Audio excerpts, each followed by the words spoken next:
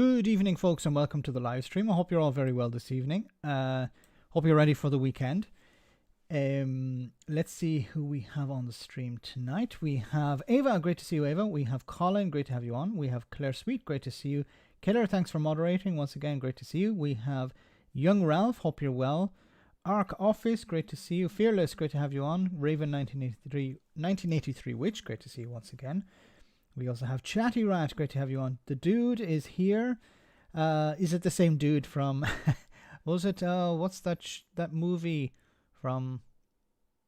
I forgot the name of the movie with John Goodman. CGM, great to see you. Roisin, great to have you on. Hope you're well. John O'Sullivan, great to see you once again. We also have Asperger's Europe, great to see you. We have also Norflinger, great to have you on. Stu, great to see you. Who else have we got? Bernie Burrows, great to see you. Ruth, great to have you on. Hope you're well tonight. We also have Alistair, great to see you. Magic, great to see you too. Magic, and we have also Peter, great to have you on, Peter, once again. And so many. Oh, we're up to 133 viewers, so remember, guys, to smash the like button. And welcome aboard. So, I can't say hello to everyone. I see we have Tiny Demolition Lover there, Mark as well. The Lefty Boater is there as well. Freckle Punny as well. Hope you're all very well, and I hope you had a good week. Sorry about Tuesday. I had a problem on Tuesday night. I wasn't able to have the host the live stream. But a bit of news about Sunday. There's the Sunday roast, and we're 99% chance that we will be live on Sunday, but you should hear some more information about that over the next day or two. We'll keep you posted. So, number of things to talk about tonight. The Chester win for the Labour Party and some other issues as well. But just this story popped up just before I came on the live stream. It says here, Matt Hancock in demand as guest speaker for local Tory events, say MPs. I thought we'd heard the last of Matt Hancock. I haven't watched I'm a Celebrity, Get Me Out of Here, or whatever show he was on. I haven't watched... all I saw was some images of him looking with some sort of brown stuff on his head. I haven't seen any episodes of him eating weird stuff. I'm glad for that. But it seems that the Tories are treating him like some sort of celebrity, and they're trying to use his star power to help boost their chances. So it says here, Conservative associations are clamouring for dinner and fundraising appearances from Matt Hancock, according to MPs. Despite Hancock no longer holding the Tory whip because of his appearance on I'm a Celebrity, Get Me Out of Here. Multiple Conservative MPs said they had inquiries from their associations to book Hancock for the rubber chicken circuit of talks given at fundraising events and at local party dinners, where cabinet ministers are usually the hottest ticket. So Matt Hancock has become some sort of celebrity overnight. Just that he was responsible for the deaths of thousands of people because he didn't follow the rules and he didn't listen to Sage like his boss Boris Johnson, and now he's treated as some sort of celebrity. It's a pathetic joke, but the fact that he's now turning up and, he's being used as some sort of tool, I think this is going to rub people the wrong way. I hope it's going to rub people the wrong way. I hope people are going to look at this and go, this is horrible. Why the hell would you want this guy on? And of course, some people are going to turn up to get his autograph, or because he was on TV, because he was a celebrity. He was on TV all the time. But now that he was on a TV show, people treat him as a celebrity. It's really horrible. Considering what he was responsible for. So I didn't want to stick too much on that. I want to move on to the Labour win in Chester. It says Labour wins Chester by-election with best results since 2010. And, it's not just a case of the Conservatives doing badly and this benefiting the Labour Party. The Labour Party really did really well in this seat, following the disgrace of the previous MP. So normally what happens, and I said this in the video this morning, normally what happens is if if there's a disgraced MP, the incumbent party will take a bit of a hit. But there was a 13.8%, almost 14% swing back to Labour in a Labour constituency. Of course, there was the turnout was pretty low, which doesn't help, and doesn't help us predict what the future will be.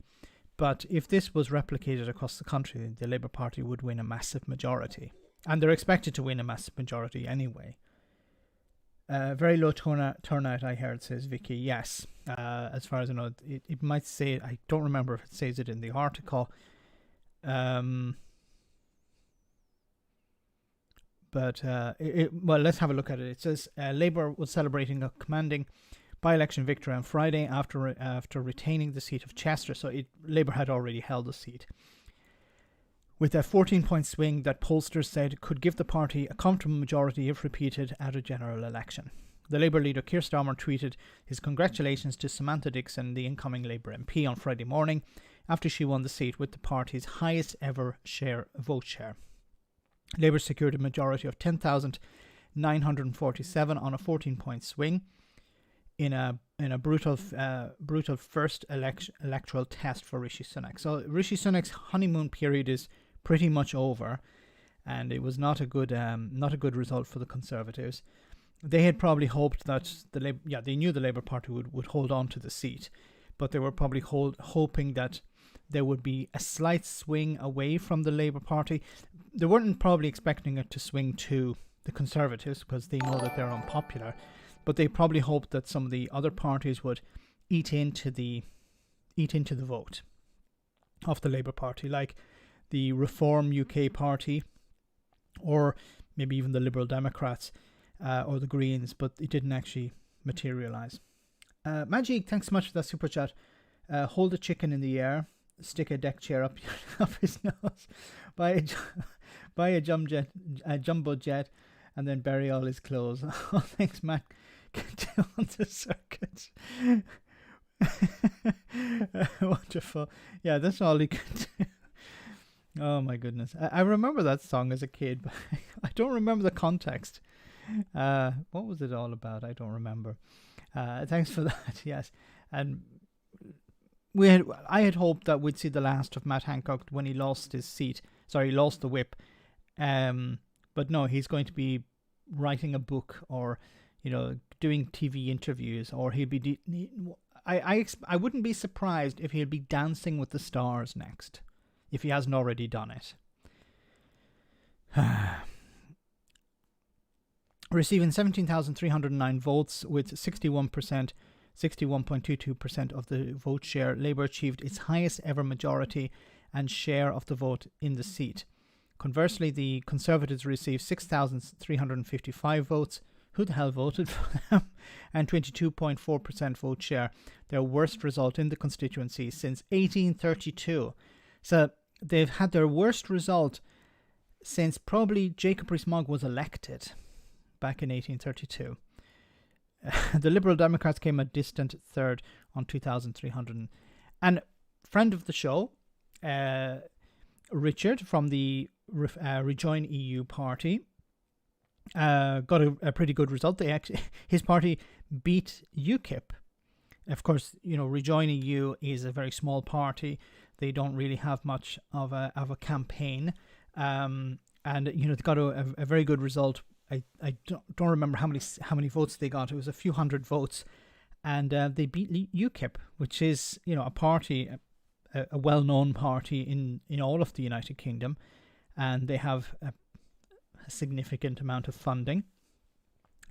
And UKIP were beaten by the Rejoin EU party. Yay! Great to see Reform UK come fifth. Yes. 41% turnout. Okay. That's not actually too bad. By-elections normally don't have great turnout.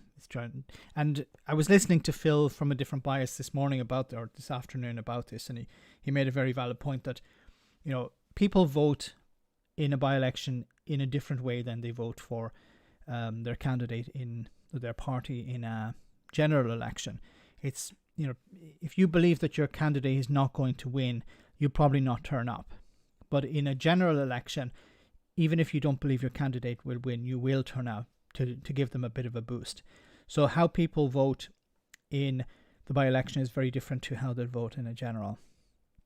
So John Curtis, a professor of politics at Strathclyde University, told BBC Radio 4 programme on Friday the results indicate Labour would win a sizable victory if a general election were held today.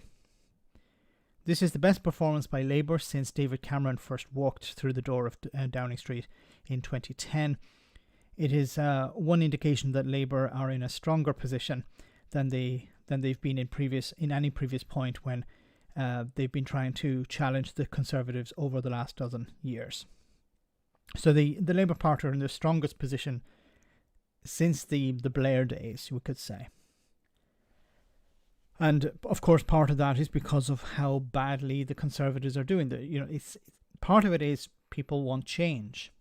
Part of it is people are tired with the Tories, and in a two-party system, basically, well, the option is Labour or the Conservatives, and if you don't like the Conservatives, you're more likely to vote Labour.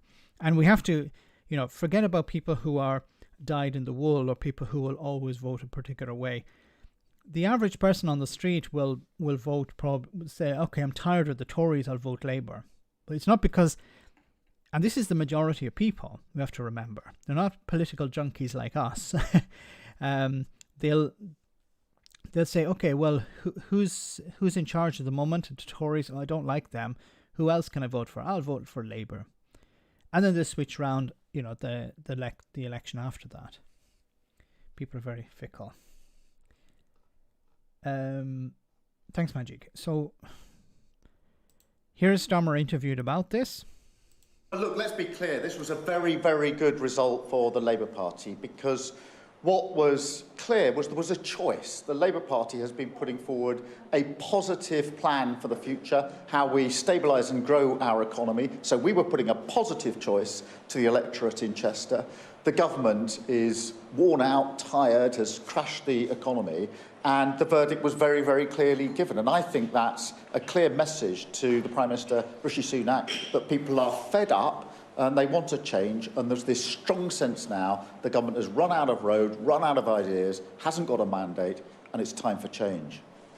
Here in Scotland, there's still strong support for the SNP, although some positive results in opinion polls for Labour, but also suggestions in recent polls of a lead in favour of independence. How do you make gains here in Scotland? Well, in Scotland, we've been improving our position, and the case I want to make in Scotland is that we should have change in Scotland, but that should be change within the United Kingdom, a positive case for change, and that also an incoming Labour government would clearly have priorities, which I think match where most people are in Scotland, which is... Okay. Look, the Labour Party held on to a seat today in a by-election in Scotland as well.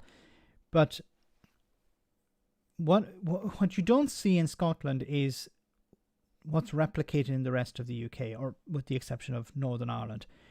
For example, back in 2019, the Labour Party were trashed, and the Conservatives won a massive majority.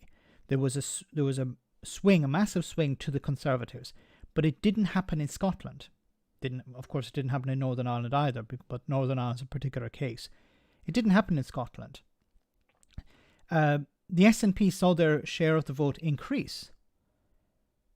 So what's happening, what you did see instead was a switch from Labour to the Conservatives.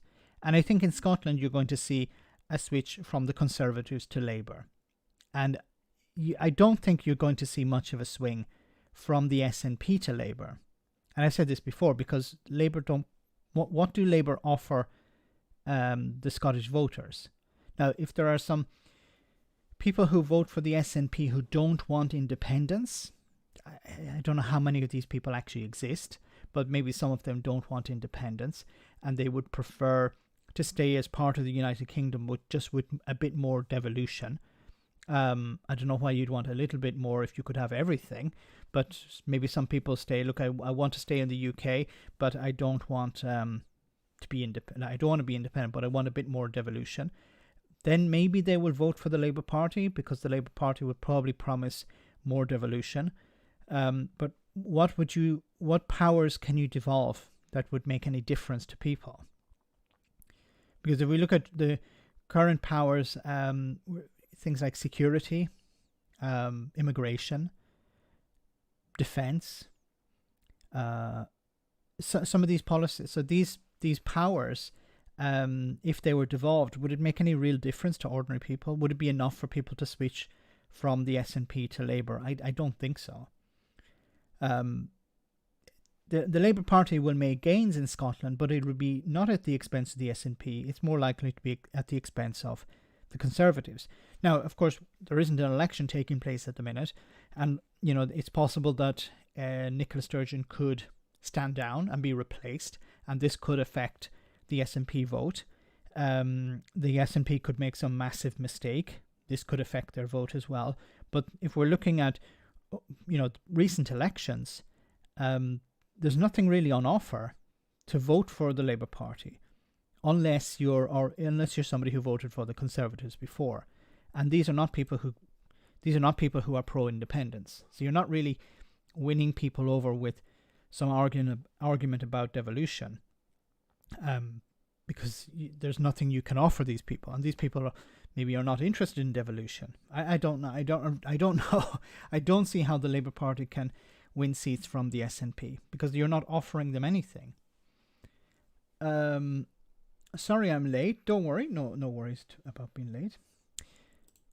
Dealing with the cost of living crisis, dealing with our economy and getting it growing, making sure we've got the right jobs in the right places and that Scotland can thrive. So, we're doing well in Scotland. We continue to build our case, but it's a very positive case for change. I'm not arguing for the status quo in Scotland. Change of Scotland change within the United Kingdom. Yes. And that's all he can offer. It's about, don't vote for the Tories, vote for us. But he can't really go against the SNP. Let me read some of your comments, guys. We need a general election now. Tories just out of control and UK drifting. I think there's a real appetite for change in England, in particular. People are tired of the Tories. People are looking at everything around them. Businesses closing because of Brexit, because of energy inflation and energy prices, the cost of living. There are stories of people resorting to dog food, pet food, to eat pet food because they can't afford to buy human food. I'm not sure. There was a story about it in the BBC. I don't know how real it is. I hope it's not real. I hope it's an exaggeration or it's completely fabricated, because that would be insane. Max, it's indie or nothing, in my opinion. I think that's the feeling probably with a lot of people in Scotland. You're looking at Westminster and you're saying, okay, what are they offering us? They're offering us nothing. They may offer a bit of devolution, but the problem, as I said before, is, yes, the Labour Party may devolve another few powers to Scotland, but then the Tories will get back into power at the next election, and then they will take those powers back. And some of the powers, for example, the Internal Market Bill, what's going to happen with that if Labour gets into power? So some of the policies that the Tories were pushing, will they be rolled back under Labour? I hope so. I presume they would. Some of them may not be, and some of them may not be good for Scotland. Thanks, Alistair, for that super chat, and thanks, Magic, before as well. Changing parties is merely window dressing. The UK needs change on a constitutional level, says Tom. It was Labour who gerrymandered the 1979 devolution referendum, delaying it for 20 years. Pet food is often more expensive than ordinary food. That's true, Phil. So that's why I don't understand why it would be doing that. No, Max, a charity was reporting regarding pet food. Okay. These stories get so confused. So people are sick of the Tories ripping them off and continuously lying to them. Just look, Sir Larry the cat. Great to have you on the stream, Larry. Keep warm outside, number 10. It's cold. It's cold at the minute. People are tired of being ripped off. People have been told, yeah, we're going to build new houses. Then no houses are being built. Younger people who are struggling to get on the property ladder are pretty much closed out. Rents are through the roof. People can't save any money to put it aside to eventually borrow, get a mortgage to buy a house. It's completely. I was looking. It's completely impossible for many people. I was looking at something online today. It was on Twitter, where there was a shed. If I can find it, I'll post it up somewhere. But it was a shed converted into a home, and it was for sale in London E8. I'm not sure, East 8, E8 anyway. I don't know if it's an expensive area or not, but it was £350,000. I think it was 40 or 50 square meters, which is about 400 square feet. I ate cat food once, never again. Doesn't taste good, no. Daily Blaze, great to see you on the stream. Hope you're well tonight.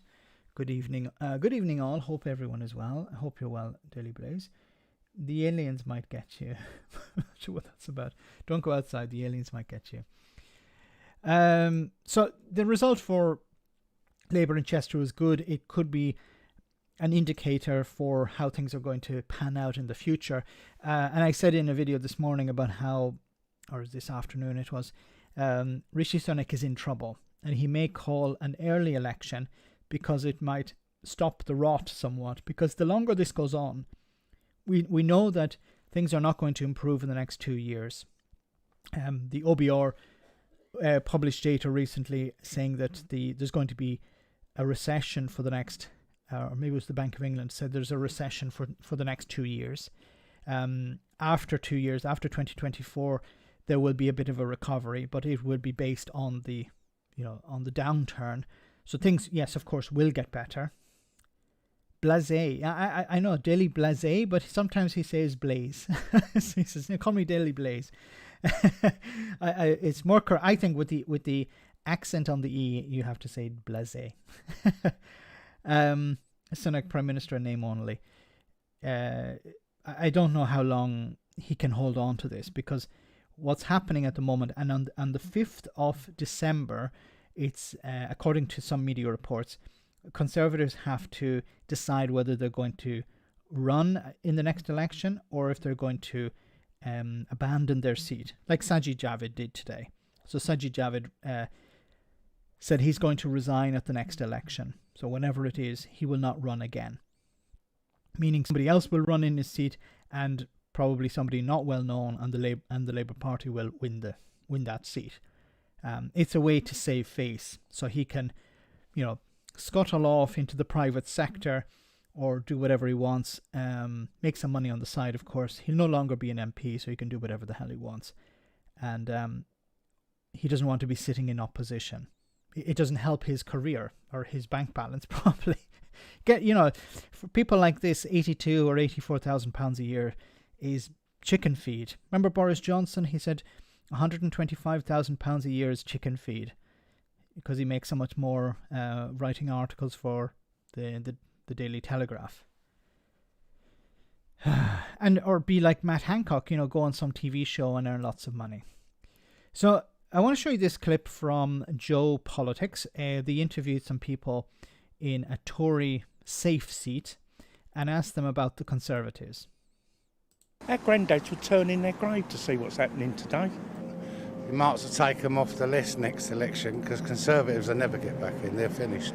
If you could give the government one message, what would it be? I think it's stop handing out benefits to those that don't really need them.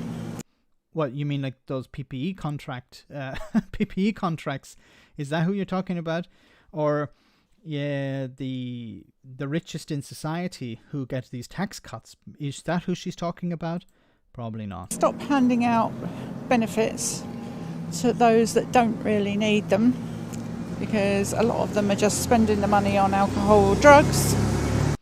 Like MPs, like the way that they found cocaine in the toilets of the House of Commons. Is that who she's talking about?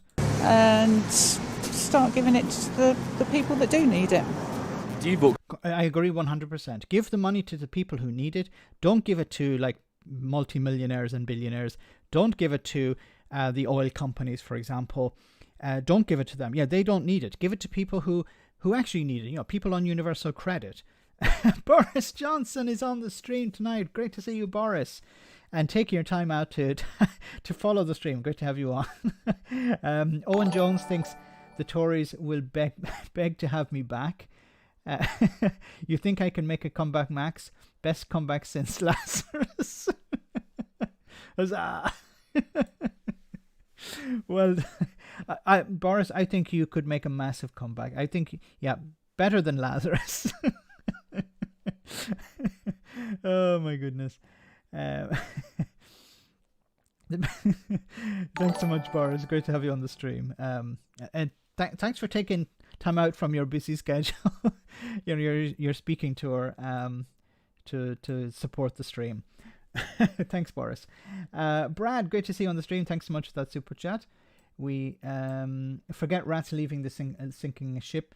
Javid and Kor standing down is Death Eaters abandoning Voldemort when Potter returns to the Deadly Hollows. Yeah, it's giving up on Voldemort, giving up on Rishi. They don't want to go down with the ship. They don't want to go down. Is a nice reference there.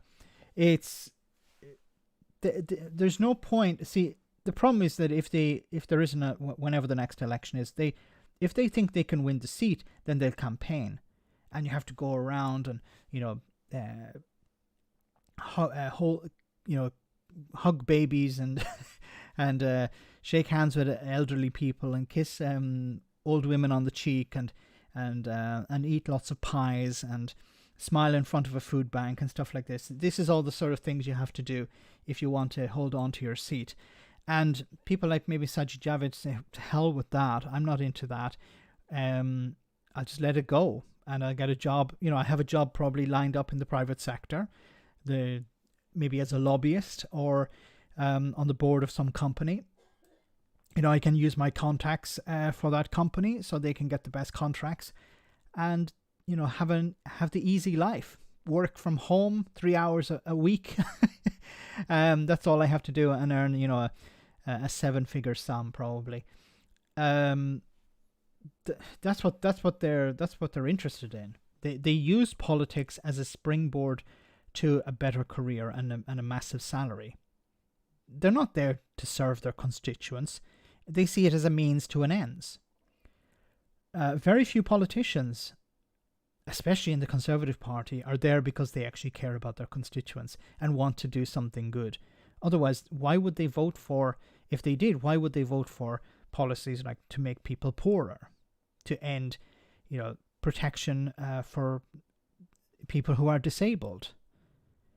Why would they vote against free school meals, for example? But it's anyway. Let's continue with the video. Thanks, Brad, for that super chat. Conservative. Yes, Why do you vote Conservative? because I feel like I'm better off than an awful lot of people.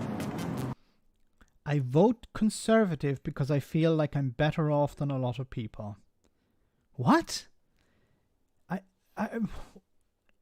didn't say I vote Conservative because of the policies, or I vote Conservative because I like the leaders, which most people would say, which are not really good reasons, but okay, let's go. Where's this going? I'm a pensioner, so I only live on a basic pension. Let me hear what she said again, because what she said just doesn't make sense. So, why do you vote Conservative? Yes, Why do you vote Conservative? because I feel like I'm better off than an awful lot of people. I'm a pensioner, so I only live on a basic pension. Okay, can anyone understand what the hell she's talking about here? So she said, I vote Conservative because I feel like I'm better off than others, but I'm not. Then why do you vote for Conservatives then? But I was always taught to manage on whatever money I'd got. Why is there such big support for the Conservatives, do you think? I'm not sure that there is anymore. Really? Why is that? I just don't think the Conservatives are living up to everything that they promised. Whereas now I think a lot of people have never had to work or never have worked, not had to, but never have worked. What people? Most people, maybe not most, but a significant portion of people on universal credit are in work. A lot of people on benefits are working. In-work benefits, they're called. This idea that you're a pensioner, you're not working, okay? There are people who can't work. Do you think that they shouldn't be receiving any sort of support? They are more Labour inclined because they see Conservatives as better off. Whether we are or not is a different story. So let me try and get my head around this. So she's saying that people who are on benefits vote for the Labour Party and people who are not on benefits vote for the Conservative Party. But she's describing a scenario. She's not actually giving a reason why. She's on a pension. She's talking about herself.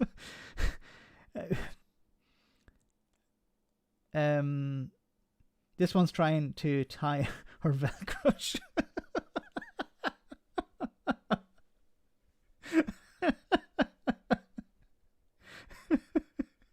That's terrible, but it's funny.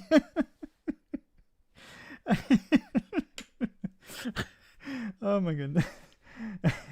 Daily Mail journalists can't work all that hard for a start, yes. This is why the Daily Mail, the Sun and Telegraph mob needs sorting out. It's not a sports team, lady. It's not. Like, I support the Conservatives. Why? Because they're the Conservatives. Because I've always supported... Like, what a weird way to answer these questions.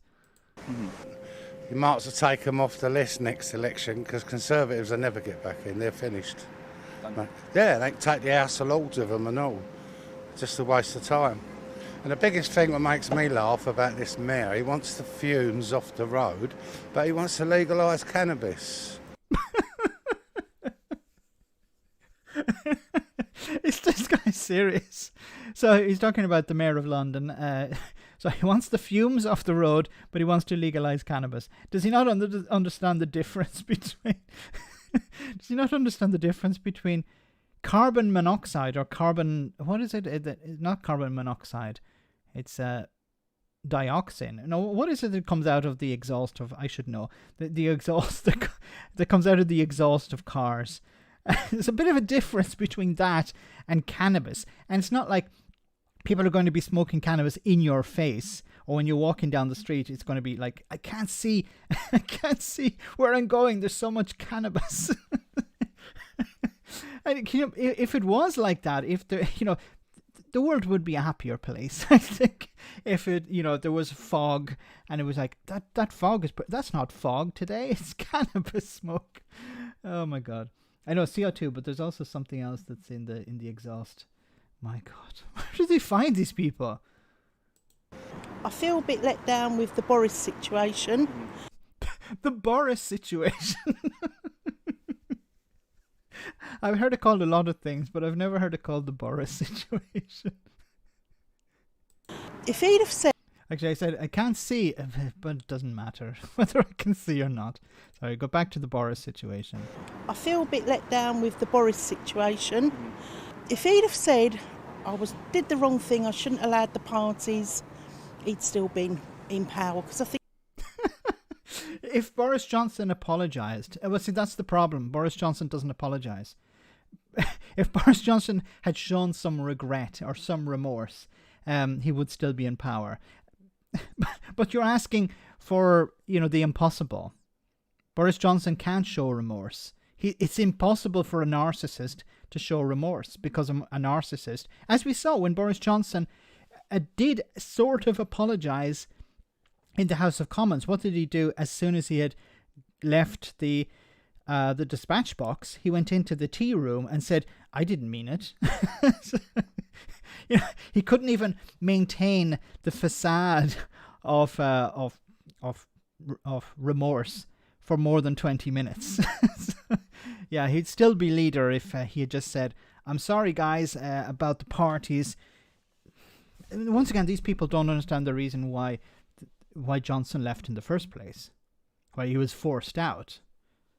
I think he was a good leader. What did he do? I'd love to ask these people, give us an example, just give us your best example of Boris Johnson's leadership. Of course, probably say something like, the vaccine rollout. They still love me, Max. The comeback starts here. Yeah, they love you, Boris.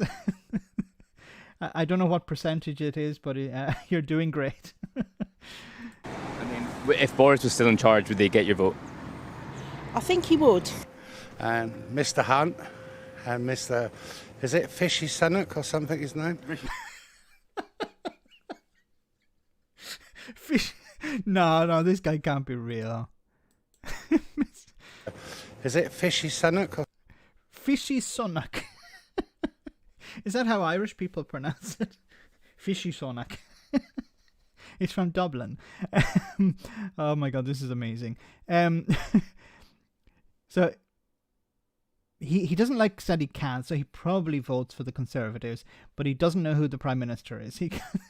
I know he's been called, but is he like is this guy taking the piss, or is he just regurgitating something he, read in the Express when they didn't like Rishi Sunak? Remember when, there was the leadership campaign, and the Express were not too happy with Boris being ousted, so they were calling Rishi Sunak all sorts of weird names. Or something his name? Rishi Sunak. Yeah, well, they stitched Boris up. We didn't have all this going on. And they stitched him up because he delivered Brexit. And there we have it. Delivered Brexit. Boris delivered Brexit.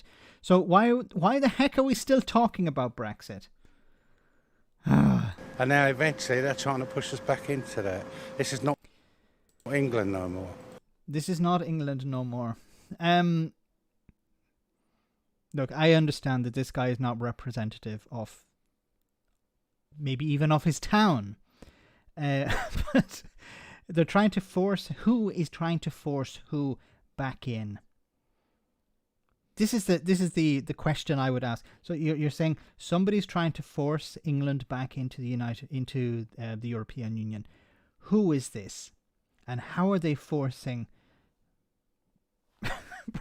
Bright as a 1-watt bulb.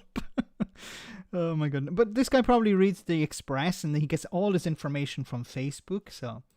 We've always had foreign people. There's nothing to do with racism. They keep saying that's wrong. As a parliamentary constituency, it's been Conservative. It has been as long as I can remember. It's not because it's a middle class or above area. In fact, it's probably completely different. It's more working class, working people constituency. But a lot of that came from people that moved here during the building boom. So a lot of these people that are from working backgrounds are tradesmen. Yeah. So obviously tradesmen and free trade and free businesses and that seems to be more of a Conservative issue than it is a socialist issue, if you see what I mean. If you weren't to vote Conservative, what would you vote? Well, you can't vote Labour, can you, with that idiot in charge? With that idiot in charge.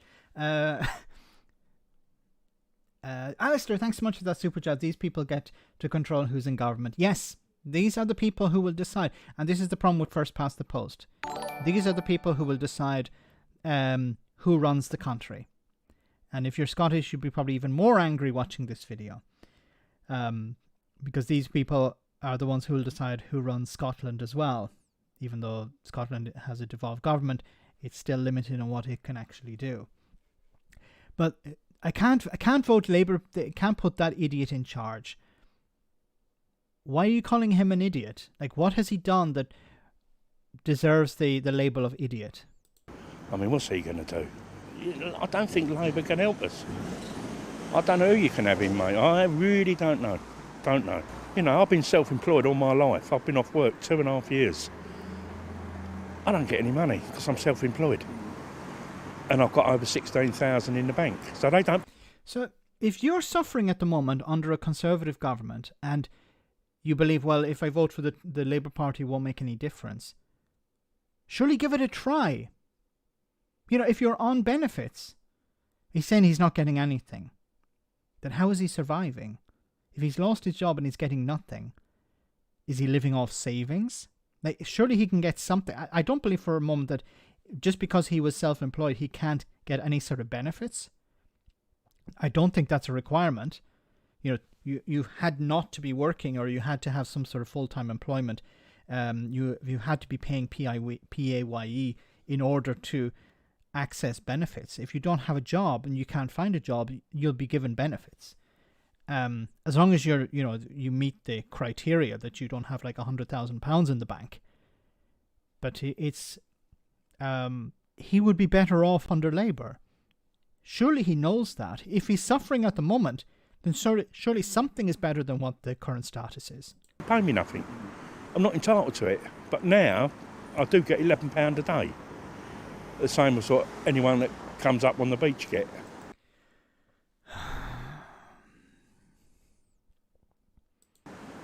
But I don't get my rent paid, I don't get my food, and this is what puts me off of voting Conservative. Someone's got to do something. And you know, oh, somebody's got to do something. So this is a Farage voter probably, or Farage supporter. there's a lot of homeless here. People are struggling. Food banks on the island. You know, young families that work hard.